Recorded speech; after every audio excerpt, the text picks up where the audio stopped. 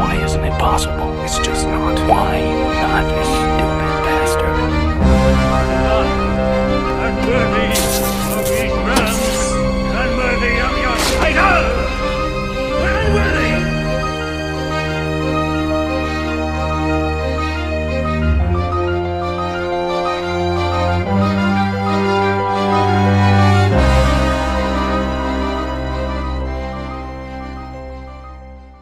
So I was just lying in bed at 2 AM trying to sleep, thinking of how I might die one day, and it's during these times that my brain cooks up crazy ideas and theories.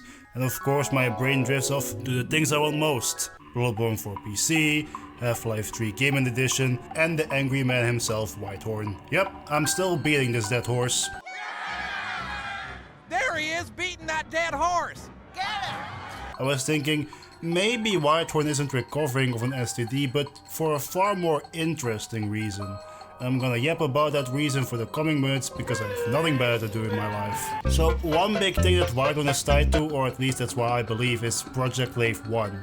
An event that we know very little about. The only thing that we know about it is that Coral, Gooseberry, Whitehorn and the X-Pop from Mount Massive participated in the same environments that are now repurposed for Lathe 2.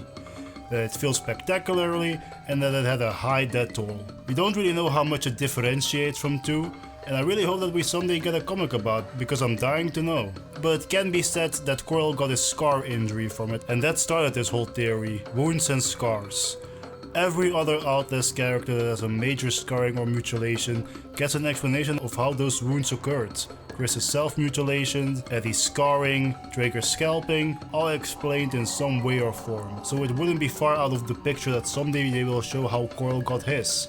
So after all this yapping, this is the theory. Whitehorn is not in Lathe 2 because Coral and Gooseberry teamed up on him. They would see him, a literal giant, as the biggest threat in the room, and went with the whole "the enemy of my enemy is my friend" and jumped him. But Whitehorn, being an 8-foot giant that is most likely really strong, if his growth came natural instead of the surgery and the growth treatments that the regular big grunts were subjected to, isn't going to go down without a fight, scarring Coral for life. And because Eastman is fixated on prime acids, he chose to keep a dying Whitehorn alive. Wouldn't be the first time Murkoff lied about the death of someone. Rest in peace, Clyde. And to all the other people that have recently learned of my existence, Leave me alone!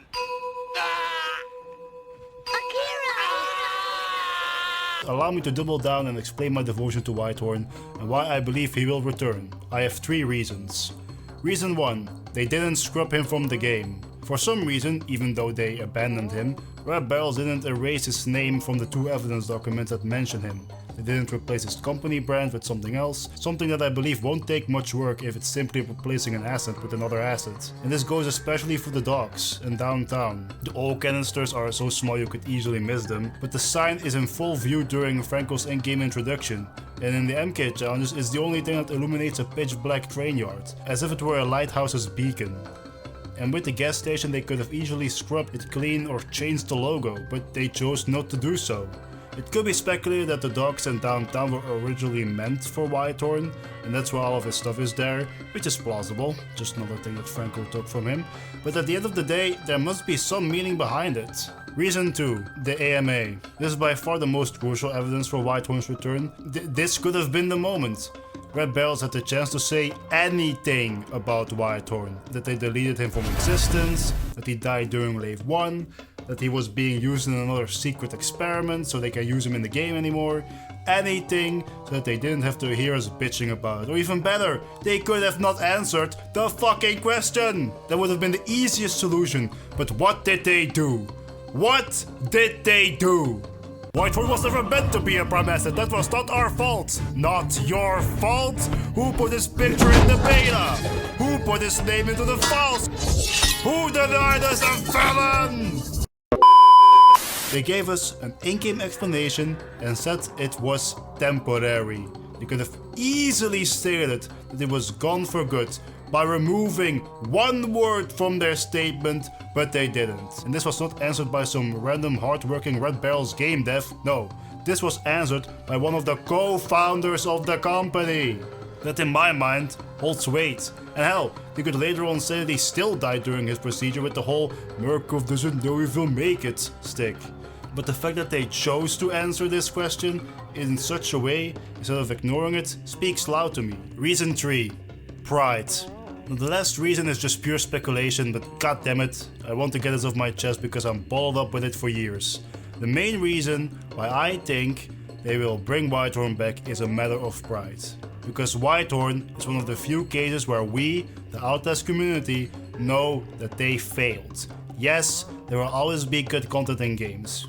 Unused levels, cutscenes, dialogues, the list goes on, but all of that isn't known to us, the players, the consumers, unless you know where to look. That cancelled content page on the wiki drives me mad because it should be full of stuff that didn't make it into the franchise, but the only thing that's on there is Prescott Whitehorn because we know he got the boot. He's a shit stain on Red Barrel's record, a fly shit on your windshield, a cupboard that doesn't want to close, and it baffles me why.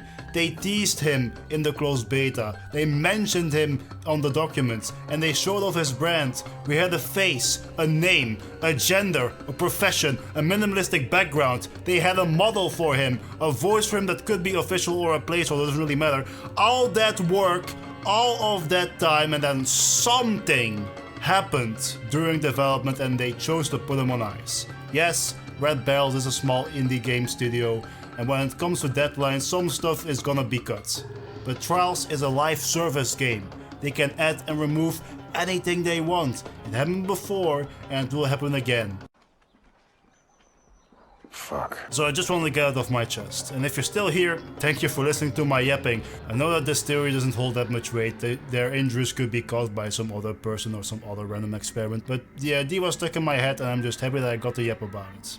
Got my nails, hammer and clown paint on standby to get clown upon, but someone has to do it. Good night, fellas.